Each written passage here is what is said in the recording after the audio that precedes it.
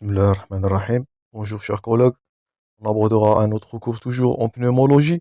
Notre intitulé aujourd'hui c'est un ensemble des maladies très fréquentes que vous devez connaître. Nous sommes dans le terrain professionnel, on va parler des pneumoconioses. C'est le cours de Dr Bouhadda. Toujours vous allez trouver tous ces supports dans la description à télécharger.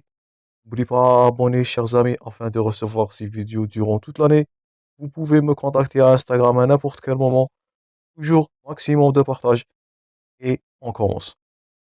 Donc, comme introduction, on dira qu'il s'agit de pneumoconiose, ou bien la définition des pneumoconioses. Ce sont des maladies pulmonaires qui sont d'origine professionnelle. Donc, on a vu l'asthme, on a vu la PPCO, on a vu le pneumothorax, on a on a vu précédemment la sarcoïdose. Donc, tout ça sont des pathologies qui vont donner une insuffisance respiratoire ou un trouble, soit obstructif, soit restrictif. On continue notre démarche avec les pathologies professionnelles. Donc, on parlera de pneumoconiose. Donc, ce sont des ensembles de maladies pulmonaires d'origine professionnelle. Les pneumoconioses font partie des pneumopathies qui sont liées à l'environnement, à des substances qui sont bien sûr inhalées dans un milieu professionnel, qui peuvent être de différentes natures. Donc, si on vous pose la question, quelle est l'origine des pneumoconioses ou bien des substances inhalées. Donc, vous avez plusieurs types. Vous avez les gaz. Donc, dans votre interrogatoire, un patient professionnel dans un terrain où il s'agit des gaz irritants ou des gaz toxiques. Ça, c'est de la pneumoconiose. C'est pas seulement de l'asbestose et la silicose qu'on va baser sur dans ce cours. Donc, premièrement, les gaz, les particules organiques, les agents infectieux aussi, ça va rentrer dans le terrain professionnel. Certaines professions ont un risque d'attraper certaines maladies professionnelles. On a vu l'exemple des maladies des éleveurs d'oiseaux ou du foin humide. On va revoir ça dans notre prochain cours, le plus important qui est l'insuffisance respiratoire chronique et les particules inorganiques où on va voir les deux titres très importants que vous allez rencontrer dans votre pratique médicale. C'est l'asbestose et de la silicose. Donc, je répète comme définition, on dira des pneumoconioses, on dira des maladies pulmonaires d'origine professionnelle. Ces substances sont inhalées, ils sont de multiples origines.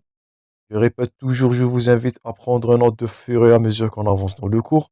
Ne banalisez pas. Les introductions, les définitions de base sont des notions à retenir et bien sûr, même fréquemment posées comme question d'examen. Donc, l'origine de ces substances, il pourra être des gaz. Donc, si on vous pose la question, vous allez cocher les gaz, vous allez cocher les particules organiques, les particules inorganiques et même certains agents infectieux retrouvés dans certaines professions.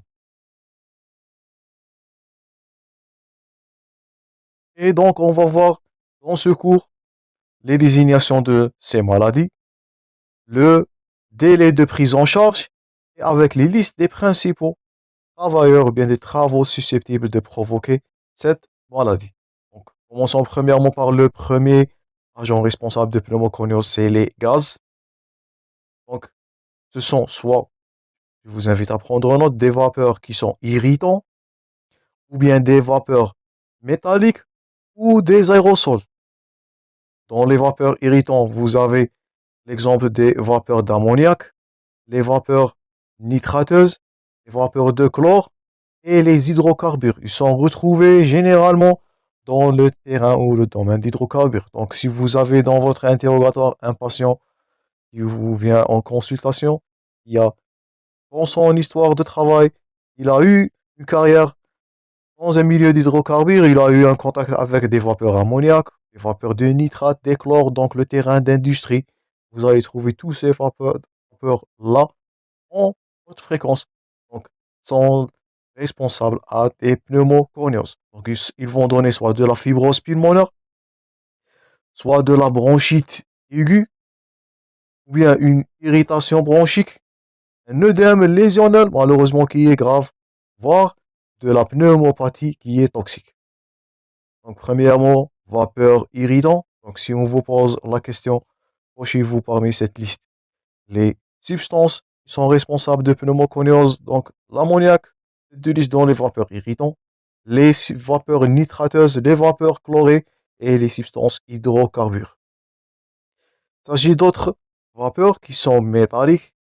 Donc, on parlera là des vapeurs d'aluminium, des vapeurs de cadmium et des vapeurs de tungstène qui sont retrouvées dans la fabrication des lampes.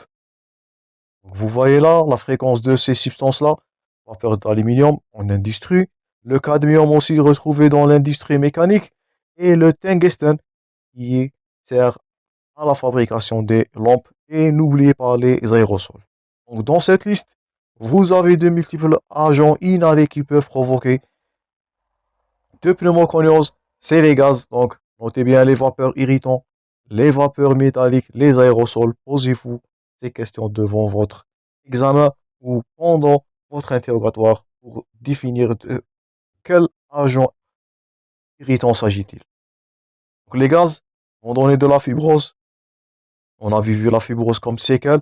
Donc, c'était un trouble respiratoire ou insuffisance respiratoire restrictif. L'œdème lésionnel, malheureusement, irréparable, voire les pneumopathies toxiques et l'irritation. Donc, ça va donner des allergies ou ça peut être déclenchante de certaines pathologies asthmatiques. Donc, bronchite aiguë, irritation, les fibroses et les œdèmes lésionnels qui sont malheureusement irréversibles.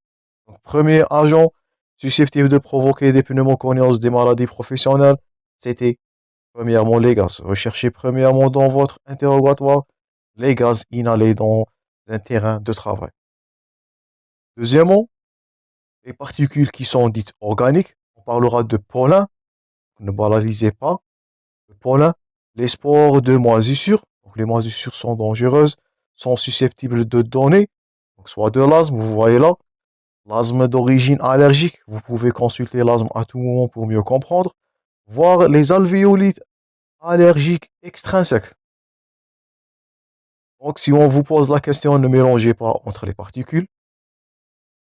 Donc les gaz vont donner des bronchites, des fibroses, des pneumopathies toxiques, des œdèmes lésionnels, des irritations. Et les particules organiques peuvent développer l'asthme d'origine allergique et les alvéolites allergiques extrinsèques. Donc, comme exemple, vous avez le pollen, c'est un allergène pour certains patients, et les spores et même les moisissures qui sont retrouvées dans un milieu des travaux qui sont non appropriés, mauvaise hygiène. Donc, les spores aussi, le pollen sont des agents qui peuvent donner de la pneumoconiose. Donc, deuxièmement, les particules organiques. Troisièmement, les agents infectieux. Donc, premièrement, la fameuse tuberculose, on va l'aborder comme troisième chapitre. Les pneumopathies virales et les pneumopathies bactériennes. Je vous invite à consulter le cours des pneumonies communautaires. On avait dit qu'il s'agit de certaines notions de travail, certains travailleurs qui exercent leur métier dans des milieux ou bien des eaux stagnées peuvent être susceptibles à développer certaines pathologies. Le tête du liste là, c'est la chlamydia, la tuberculose aussi,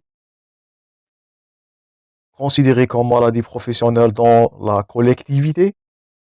Et les pneumopathies virales aussi ne sont pas à analyser. Donc, les agents infectieux, tuberculose, les pneumopathies virales et même les pneumopathies bactériennes. Et dernièrement, ce qui nous intéresse le plus souvent dans notre cours, ce sont les deux pathologies-là. Donc, c'est le silice et l'asbeste ou l'amiante qui va donner deux pathologies. Les plus importantes, c'est la silicose et de l'asbestose. Donc, notre but de cette première partie, de dire qu'il ne s'agit pas seulement de la silicose et de l'asbestose. Ce sont les plus fameux, ce sont les deux substances qui vont causer pathologie ou bien de pneumoconiose les plus fréquentes. Donc là, on parlera de pneumoconiose. Mais il s'agit aussi des particules inertes. Il s'agit là des agents infectieux. Ils vont rentrer aussi dans le terrain des maladies professionnelles. Faites attention de faire cette erreur. N'oubliez pas les particules organiques. Ça va donner de l'asthme, l'hypersensibilité, de l'alvéolite et même aussi les gaz. Mais les plus répandus, notre intitulé aujourd'hui, donc on va voir la silicose et l'asbestose. Ce sont, comme vous voyez là, des particules qui sont inorganiques. Donc l'origine de la silicose et de l'asbestose, il est toujours inorganique. Donc sont génératrices des inflammations, d'un granulome, voire de la fibrose aussi. Donc là, on parlera de terrain de pneumoconiose. Et s'il s'agit de substances qui sont inertes, c'est l'exemple là du barium, le magnésium, le bismuth, le charbon et le magnésium. Donc ça va donner une pneumopathie de surcharge. Il s'agit de deux substances, des substances inertes qui vont donner une pneumopathie de surcharge. On va voir l'exemple là de la sidérose. Et il s'agit des pathologies ou bien des agents qui sont responsables pour la génération d'inflammation d'un granulome. On parlera là l'amiante, ça va donner le fameux asbestos qui peut évoluer vers le mésothélium. On va voir ça dans les tumeurs ou bien les cancers pleuraux. Et le silice, il va donner de la silicose. Donc on répète pour la deuxième fois. Il s'agit de pneumopathie de surcharge, ne confondre pas entre les deux. Ils sont dus à des substances inertes du poids moléculaire, le barium, les métaux lourds, le manganèse, le bismuth, le charbon, le magnésium. Ne confondre pas avec ces substances inertes, avec les deux majeures substances qui vont donner de la silicose et de l'asbestos. Dans notre première partie aujourd'hui, on va voir premièrement de la silicose. Donc, comme définition, on dira silicose, comme le nom indique, c'est l'inhalation de poussière qui contient le silice libre. Donc le silice, là, c'est la substance irritante, ou bien c'est la substance qui va causer cette pneumoconiose, du silicose, ou bien associée à d'autres poussières, pas seulement de la silicose. Et c'est, notez bien, c'est la plus répandue des pneumoconioses. Comme notre première pathologie dans les pneumoconioses, la silicose, c'est elle qui est la plus répandue, qui est la plus fréquente. Notez ça bien, il peut s'agir toujours, je répète, des questions d'examen.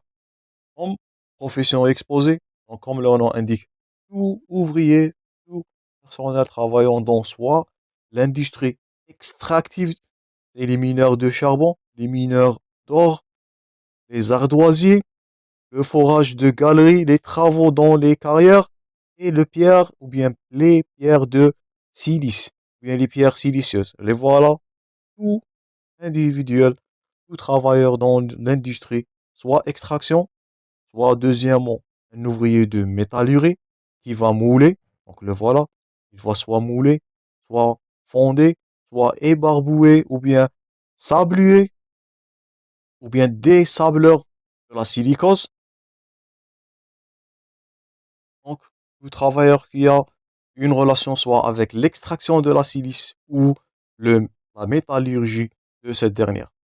D'autres professionnels, donc, sont fréquemment posés comme question, c'est surtout les polisseurs avec du jet de sable. Donc, si on vous pose la question dans un contexte clinique et vous avez en votre contexte un travailleur, un ouvrier qui est un polisseur avec du jet de sable, donc vous allez évoquer premièrement de la silicose comme première proposition ou bien comme premier diagnostic. Aussi, n'oublie pas les céramiques, donc tout ce qui a relation avec du silice, céramique, les poteries et même les prothésistes dentaires. Donc, vous voyez là la dispersion de cette pathologie, la fréquence de la survenue. Donc, je répète, la silicose, avoir la réflexion de penser à un polisseur avec un jet de sable, votre profession à risque, vous êtes censé de les garder par cœur. Un travailleur dans les céramiques, ne confondez pas la silicose avec d'autres pneumoconioses. Les poteries et surtout les prothésistes dentaires sont souvent posés comme question d'examen. Donc, votre diagnostic dans votre interrogatoire, si vous savez ou bien vous avez ce cas-là, vous allez penser à la silicose. Donc là, c'est la première réflexion. Deuxièmement, concernant la silicose, notez bien que cette pathologie-là, elle est longtemps asymptomatique. On ne va pas parler du contact d'une année ou deux, on parlera de contact de 20 ans, de 30 ans dans un métier. C'est une pathologie chronique qui s'aggrave à bas bruit. Elle restera longtemps asymptomatique. Si vous avez un patient, par exemple, qui a des manifestations pleurales juste à une année ou deux, c'est pas de la pneumoconiose. La pneumoconiose va survenir après une longue durée d'exposition à ces métaux-là dans une carrière de vie, parleront de 20 ans ou de 30 ans de travail dans ces milieux défavorables. Donc, elle restera longtemps asymptomatique. L'expression, elle est purement radiologique. C'est pour cela qu'il s'agit de l'importance, le rôle de dépistage systématique chez ces professions-là où ils ont le risque d'attraper de la silicose. Donc là, c'est médico-légal. Ces patients ou bien ces ouvriers-là qui vont travailler dans ces milieux à haut risque, ils ont le rôle ou bien ils ont l'intérêt d'avoir le dépistage systémique, donc tous les ans par exemple, afin de dépister les cas qui ont eu un contact ou bien qui ont eu des lésions primitives pour les dépister et les traiter et lui rechercher soit un poste aménagé ou bien de l'évacuer de cette profession. Donc les signes fonctionnels là, après que la maladie a s'installé, donc c'est une toux et une expectoration matinale, une dyspnée d'effort qui va être progressive, malheureusement des hémoptysés à un stade où il y a des formes évoluées. Et concernant l'état général de ces patients, elle est généralement conservée.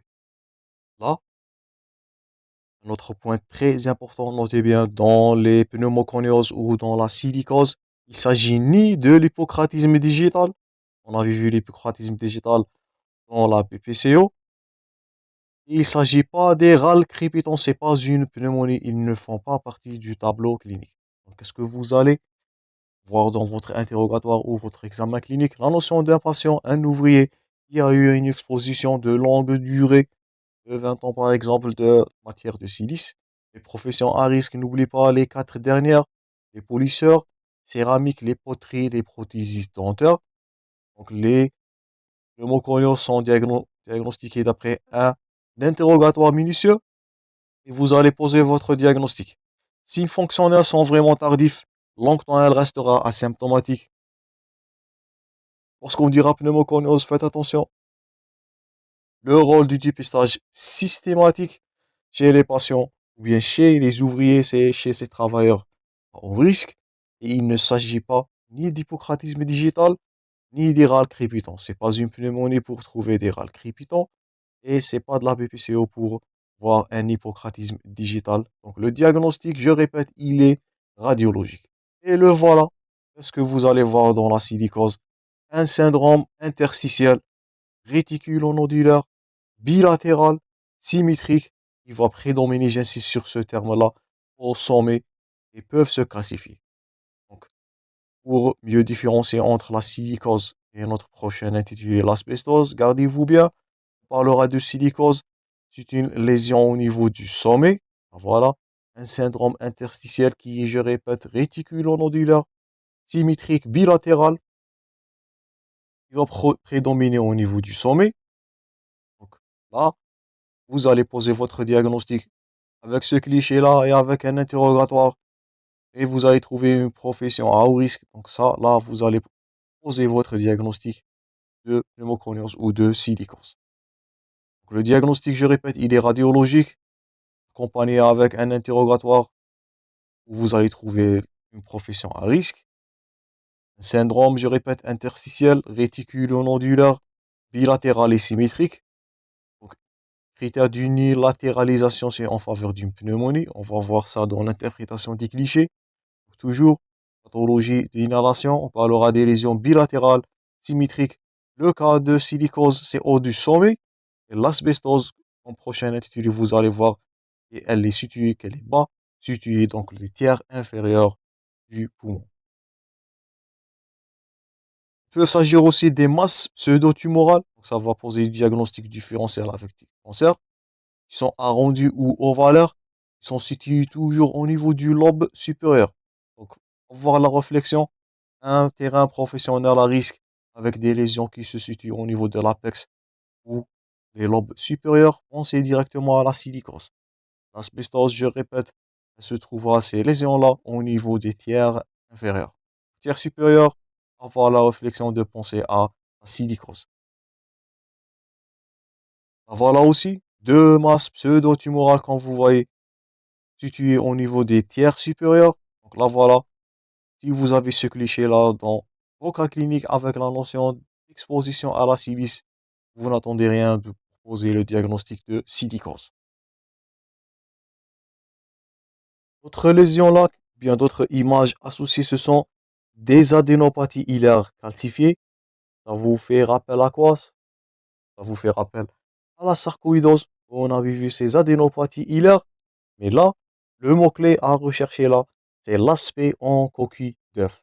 Si vous avez dans vos cas cliniques des adénopathies associées en aspect de coquille d'œuf, avec des lésions interstitielles du tiers supérieur en association, toujours rechercher un interrogatoire où vous allez voir, bien vous allez retrouver la notion d'exposition à la silice. Là, vous allez poser le diagnostic de silicose, mais pas de la sarcoïdose. Faites attention. On peut retrouver aussi un emphysème paracicatriciel. On va voir l'emphysème comme prochain intitulé. L'ascension du Hill. Vous voyez la ressemblance de cette dernière avec la sarcoïdose. Et on a déjà cité que la silicose était un diagnostic différentiel dans la partie précédente. Vous pouvez consulter la sarcoïdose à n'importe quel moment pour plus d'informations. Et même des déformations des branches souches. Donc si on récapitule le diagnostic, lésion, un syndrome interstitiel bilatéral micronodulaire peut être associé à des adénopathies en coquille d'œuf. Surtout, je répète, l'interrogatoire où vous allez trouver la notion d'exposition à la silice. C'est ça que vous allez poser votre diagnostic de silicose. Là encore, vous voyez là des adénopathies qui sont calcifiées, donc une opacité calcique avec un syndrome interstitiel. C'est très évocateur de la silicose. On va aborder tous ces clichés avec détail dans l'interprétation des clichés très prochainement. Pour les examens complémentaires ou bien les examens fonctionnels, l'EFR, comme je vous ai dit, vous allez trouver un syndrome restrictif. Ça va donner la diminution de la capacité pulmonaire totale. Donc, une lésion de l'interstition, ça ressemblera à sarcoïdose. Donc, au stade de début, il est plus souvent normal. C'est pour cela, je répète, c'est le rôle du dépistage. À un stade tardif, ça serait indispensable pour fixer le taux d'incapacité permanente partielle. On parlera d'IPP. Et là, je demande votre attention. On parlera de degré ou pourcentage d'indemnisation. À chaque fois que le patient ou bien le travailleur, personne, elle a un IPP qui est, notez bien ce terme-là, qui est diminué, donc l'incapacité permanente. Donc à chaque fois que cette incapacité elle est importante, à chaque fois que cet IPP il est augmenté, le patient il est mieux indemnisé par l'assurance sociale. Donc à chaque fois que les lésions vont augmenter, on parlera d'un taux d'indemnisation qui va être plus important. Qu'est-ce que vous allez trouver aussi dans votre exploration fonctionnelle respiratoire? Une baisse de VMS, ça ne ressemble à l'asthme et de la PPCO, donc un trouble obstructif aussi. La diminution de la capacité ventilatoire, la capacité pulmonaire totale, donc association presque de deux syndromes, syndrome obstructif et syndrome restrictif. Un rapport de Tifno diminué comme on a vu dans l'asthme. Je vous invite à consulter la débimétrie au cours de l'asthme pour mieux comprendre. Mais on note la composante obstructive qui est plus marquée. Donc on a deux syndromes, syndrome obstructif et restrictif. Mais dans la silicose, notez bien, c'est la composante obstructive qui est la plus marquée. Une diminution de taux de diffusion du CO, bien du transfert du CO, et aussi un retentissement cardiovasculaire où vous allez noter une HTAP, une hypertension artérielle pulmonaire et le cœur pulmonaire chronique. Pour l'évolution de la silicose, donc le plus souvent, je répète, c'est une pathologie chronique lente avec apparition de masse pseudo-tumorale, un emphysème, de la fibrose. Exceptionnellement, elle est aiguë et foudroyante et elle serait mortelle dans moins de 5 ans. Donc, on parlera de pneumoconiose des pathologies chroniques. Je répète, une exposition à longue durée à ces substances. L'exemple là, c'est le silice, mais peuvent être exceptionnellement mortelle dans les 5 ans. Donc c'est une forme aiguë et foudroyante. Et comme toute pathologie chronique, il s'agit des complications. Là, donc, premièrement, c'est la tuberculose ou d'autres mycobactérioses. Vous allez trouver l'association tuberculose-silicose, malheureusement des terrains de comorbidité. Une nécrose cavitaire aseptique de ces masses pseudo-tumorales.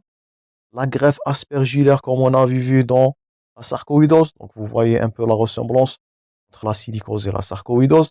C'est pour cela, c'est le rôle d'un interrogatoire. Recherchez toujours, je répète, la profession. Donc, le rôle, un interrogatoire minutieux et un téléthorax, une bonne interprétation d'une radiographie thoracique pour poser le diagnostic.